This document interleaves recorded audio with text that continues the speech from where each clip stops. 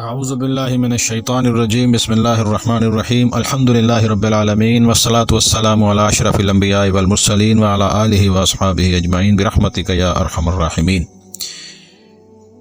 رجب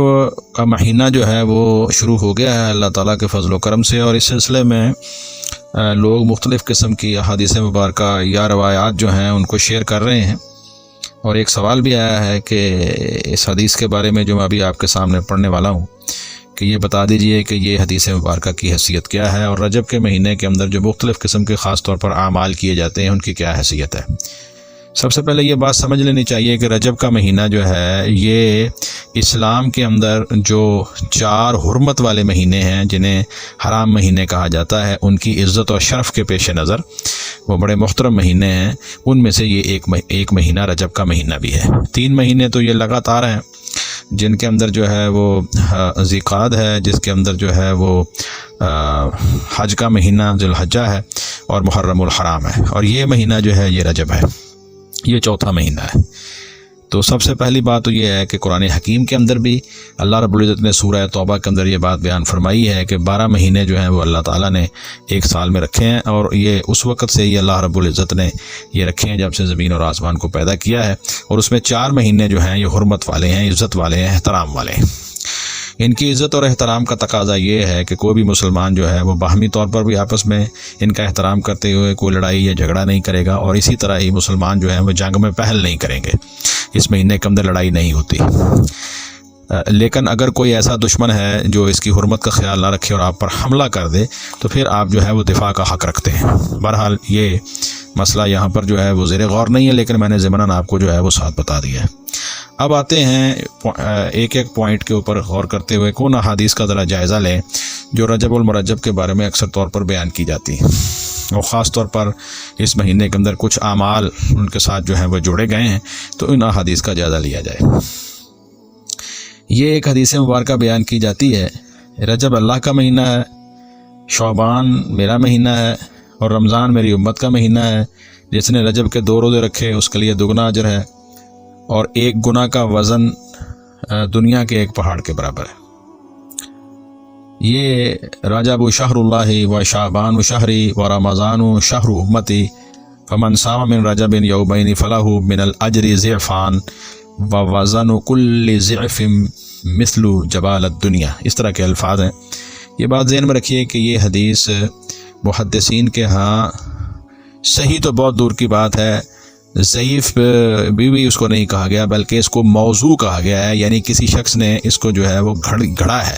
یہ موضوع روایت وہ ہوتی جو وضع کی جائے، جو گھڑی جائے، بالکل جھوٹی۔ چنانچہ امام شوکانی رحمہ اللہ نے اپنی کتاب الفوائد المجموعہ فی الاحادیث الموضوعہ، اس کے اندر جو ہے وہ اس کو بحث کی ہے کہ یہ حدیث موضوع ہے، بالکل وضع کی ہوئی ہے، گھڑی ہوئی ہے۔ اس کو رسول اکرم صلی اللہ علیہ وسلم کی طرف نسبت کرنا اور اس کو رسول اللہ صلی اللہ علیہ وسلم سے بیان کرنا بالکل حرام ہے۔ جس کو پتہ چل جائے اس کو قطعاً اس کو آگے شیئر نہیں کرنا چاہیے۔ تفصیلات کے لیے اس کتاب کو آپ دیکھ سکتے ہیں۔ تو پہلی بات تو یہ ہے۔ دوسری بات جو ہے وہ رجب کے مہینے کے اندر روزے کا معاملہ ہے۔ اس سلسلے میں ایک حدیث مبارکہ بیان کی جاتی ہے۔ یہ حدیث مبارکہ یہ ہے کہ باہلہ کے ایک شخص سے مروی ہے، یہ حدیث کے الفاظ ہے ان رجل من باہلہ، اور یہ کہا جاتا ہے کہ یہ حضور صلی اللہ علیہ وسلم کے صحابہ میں سے ہیں، اور ان کا نام عبداللہ بن حارث تھا رضی اللہ عنہ۔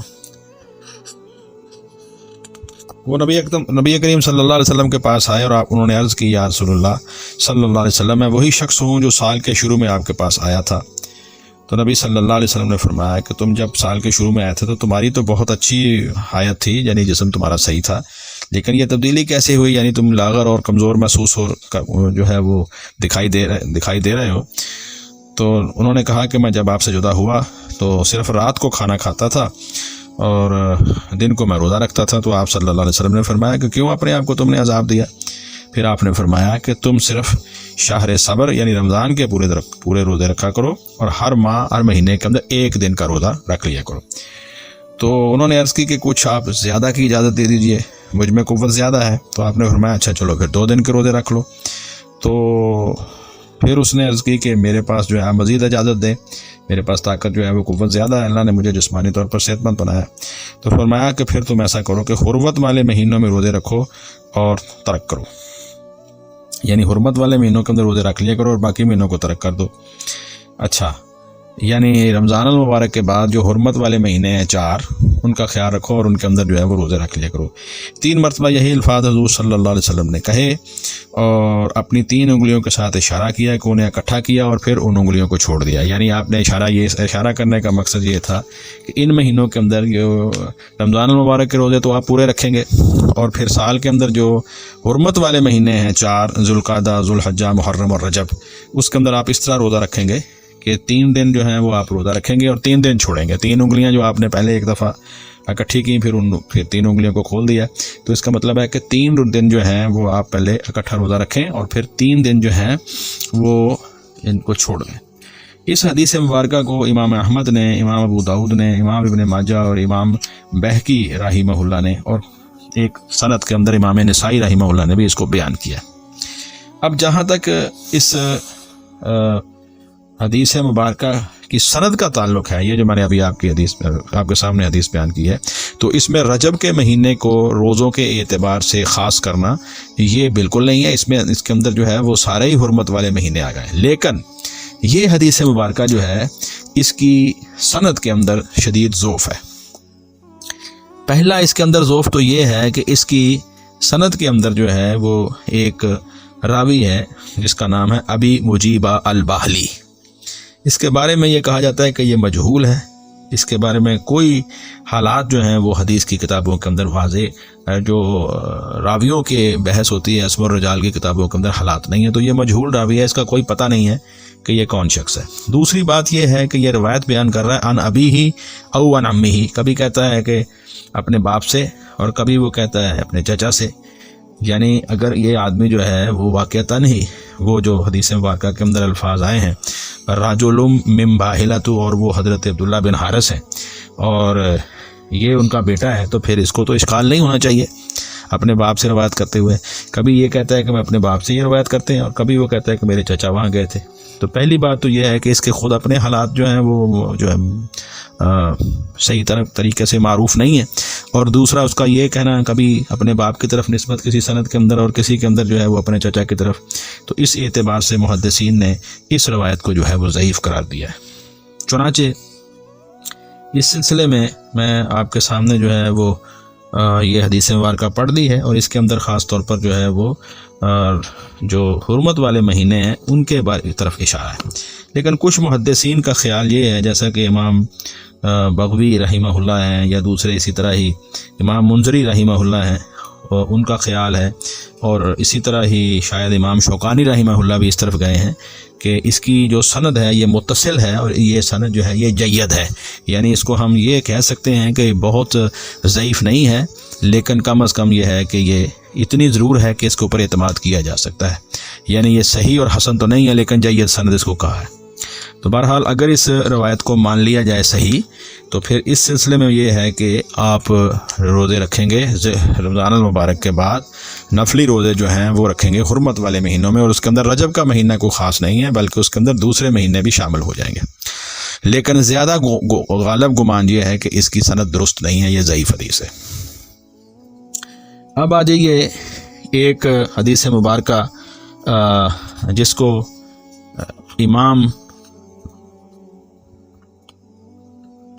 ایک حدیث مبارکہ جو ہے وہ یہاں میرے سامنے ہے، اس حوالے سے جو میں ابھی آپ کے سامنے رکھتا ہوں، وہ حضرت عبداللہ ابن عباس رضی اللہ عنہ سے امام ابو ابن ماجہ نے اس روایت کو نقل کیا ہے، اور وہ یہ ہے کہ ان النبی صلی اللہ علیہ وسلم نہا عن صیام رجب، نبی کریم صلی اللہ علیہ وسلم نے خاص طور پر رجب کے مہینے کے روزوں سے منع کیا ہے۔ لیکن یہ حدیث انتہائی سخت ضعیف ہے، یعنی اس کو امام ابن الجوزی نے بھی اور امام ذہبی نے بھی اور بہت بھی محدثین نے اس کو ضعیف کیا قرار دیا ہے، کیونکہ اس کے اندر داؤد بن عطا راوی جو ہے اس کے ضعیف ہونے کے اوپر جو ہے وہ اتفاق ہے کہ یہ حدیثیں، اس کی سند، یہ بندہ جو ہے یہ حدیث کے اندر درست نہیں ہے بلکہ یہ ضعیف حدیثیں بیان کرتا ہے، جھوٹی باتیں جو ہیں وہ ادھر ادھر منسوب کر دیتا ہے۔ تو رجب کے مہینے کے اندر یہ جو بیان کیا جاتا ہے کہ اس مہینے کے اندر بالکل ہی روزہ نہ رکھا جائے، یہ حدیث سخت ضعیف ہے۔ اب آ جاتے ہیں کہ ایک اگلی بات جو بڑی اہم ہے وہ ہے اس مہینے کے اندر بعض لوگوں نے قربانی کو بھی جو ہے وہ کرنے کا سلسلہ شروع کیا ہوا ہے، یا وہ ایسی روایات بیان کرتے ہیں کہ اس مہینے کے اندر جو ہے وہ روزے کے ساتھ ساتھ قربانی بھی کی جائے۔ یہ حدیث مبارکہ جو ہے وہ اس کا تیسرا حصہ میں آپ کو بیان کر دیتا ہوں۔ ہمارا جو موضوع چل رہا ہے وہ حدیث، اس کو امام بخاری اور امام مسلم رحمہ اللہ نے نقل کیا ہے۔ حضرت ابو ہریرہ رضی اللہ عنہ سے بالکل صحیح حدیث ہے کہ نبی صلی اللہ علیہ وسلم نے فرمایا لا فرا ولا عتیرہ، یعنی اسلام کے اندر فرا اور عتیرہ کا کوئی تصور نہیں ہے۔ فرا تو جانوروں کے کسی بھی جانور کے اس پہلے بچے کو اہل عرب کہا کرتے تھے زمانہ جاہلیت میں، اور اس کو پھر بتوں کے نام پر الگ کر دیتے تھے، یعنی بت کسی بھی بت کے نام پر پھر اس کی قربانی کرتے تھے، تو حرام ہو گئی بلکہ شرک ہے۔ دوسرا ہے عتیرہ۔ عتیرہ جو ہے یہ وہ جانور ہے جس کو ماہ رجب کے اندر زمانہ جاہلیت میں وہ ذبح کرتے تھے، یعنی زمانہ جاہلیت کے اندر جو ہے وہ رجب کے مہینے کے اندر خاص طور پر ایک جانور جو ہے وہ اس کو ذبح کرتے تھے۔ تو نبی صلی اللہ علیہ وسلم نے یہ فرا اور عتیرہ خاص طور پر جو جانور ذبح کرنے کا سلسلہ تھا، ان کو اللہ کے رسول صلی اللہ علیہ وسلم نے منسوخ کر دیا، ختم کر دیا، اسلام میں ان کا کوئی جواز نہیں ہے۔ اسی لیے امام ابو داؤد رحمہ اللہ نے خاص طور پر کہا ہے کہ عتیرہ جو ہے اس کا ذبح منسوخ ہو چکا ہے۔ اب ایک حدیث جو ہے وہ میں آپ کے سامنے اور رکھ دیتا ہوں، وہ حدیث مبارکہ جو ہے وہ حضرت مخنف بن سلیم رضی اللہ عنہ سے ہے، اور اس کو امام ترمذی رحمہ اللہ نے بھی لکھا ہے، اور امام ابو داؤد، نسائی، ابن ماجہ کا بھی حوالہ دیا جاتا ہے، لیکن اس حدیث کی سند جو ہے وہ بھی بہت ضعیف اور کمزور ہے۔ اس حدیث کے اندر جو ہے وہ اللہ کے رسول صلی اللہ علیہ وسلم کی طرف یہ بات بیان کی جاتی ہے کہ حضرت مخنف بن سلیم رضی اللہ عنہ کہتے ہیں کہ ہم رسول اللہ صلی اللہ علیہ وسلم کی معیت میں عرفہ کے میدان میں تھے، یعنی آخری حج کا موقع تھا، تو میں نے آپ سے سنا آپ صلی اللہ علیہ وسلم فرما رہے تھے، اے لوگو، بے شک ہر اہل خانہ پر ہر سال میں ایک قربانی ہے اور ایک عتیرہ ہے۔ تم جانتے ہو کہ عتیرہ کیا ہے؟ یہ وہی ہے جس کو تم رجبیہ کہتے ہو، یعنی جس کو تم رجب کے مہینے کے اندر جو ہے وہ ذبح کیا کرتے تھے۔ تو ایک تو تم جو ہے وہ ہر سال وہ قربانی جو تم نے کرنی ہے عید الاضحیٰ میں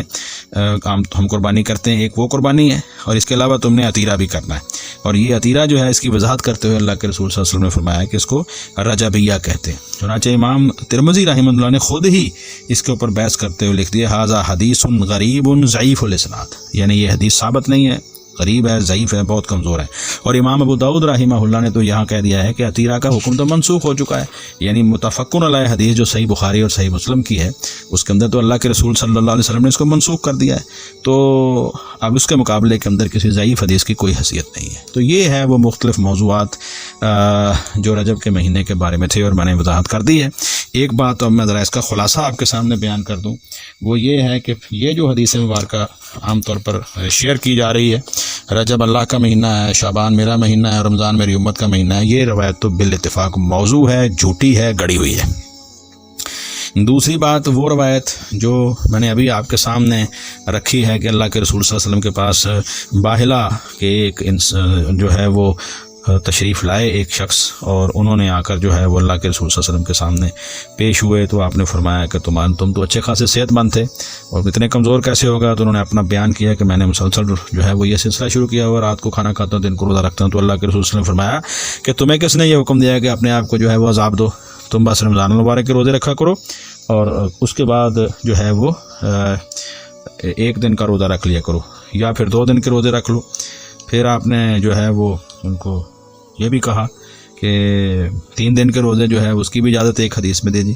اور پھر فرمایا کہ تم جو ہے وہ حرمت والے مہینے جو ہیں ان کے اندر روزے رکھا کرو۔ اور اس کی وضاحت جو ہے وہ دوسری حدیث میں یہ ہے کہ حرمت والے مہینوں میں اس طرح کرنا ہے کہ 3 روزے رکھنے ہیں اور 3 دن چھوڑ دینے ہیں، پھر 3 رکھنے ہیں، پھر 3 دن چھوڑ دینے ہیں، یعنی اگر تم ایسا کرنا چاہو تو کر سکتے ہو۔ لیکن اس حدیث کی سند بھی ثابت نہیں ہے، ضعیف ہے، اگرچہ بعض لوگوں نے اس کو جید کہا ہے، لیکن جمہور کی رائے یہی ہے کہ اس کی سند کے اندر کچھ ایک راوی جو ہے اس کے حالات کا نہیں پتہ، مجہول ہے، اور دوسرا اس کے اندر اضطراب یہ ہے کہ وہ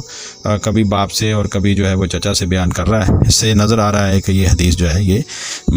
بیان کرنے والا شخص جو ہے وہ درست نہیں ہے، تو یہ دوسری روایت بھی ضعیف ہو جاتی ہے۔ اور میرا رجحان بھی جو ہے وہ اس حدیث کے اندر اس کے ضعف کی طرف ہی ہے، اور جن لوگوں نے اس کی سند کو جید قرار دیا ہے ان کی رائے میرے خیال کے اندر کمزور ہے۔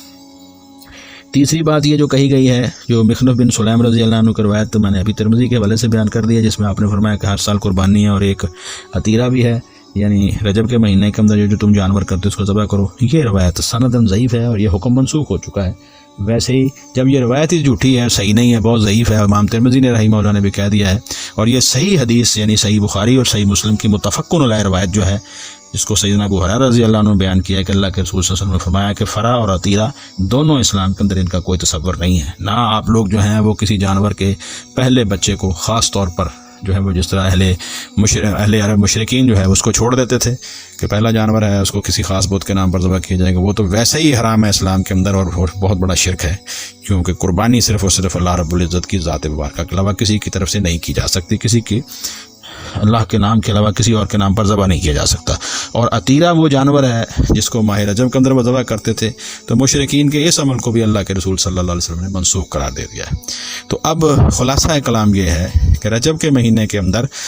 جو ہے وہ اس کی جتنی بھی فضیلت کے بارے میں خاص طور پر احادیث آتی ہیں، ان کے بارے میں آپ کے سامنے حافظ ابن حجر عسقلانی رحمۃ اللہ علیہ کا یہ قول جو ہے وہ بیان کر دیتا ہوں۔ حافظ ابن حجر رحمۃ اللہ علیہ کہتے ہیں کہ اس ضمن میں جو کچھ بھی وارد ہیں وہ حجت کے قابل نہیں ہے۔ اس کی فضیلت یا اس کے روزوں کی یا اس کے کسی خاص دن کے روزہ رکھنے کی فضیلت، اور نہ اس کی کسی خاص رات کے قیام کے بارے میں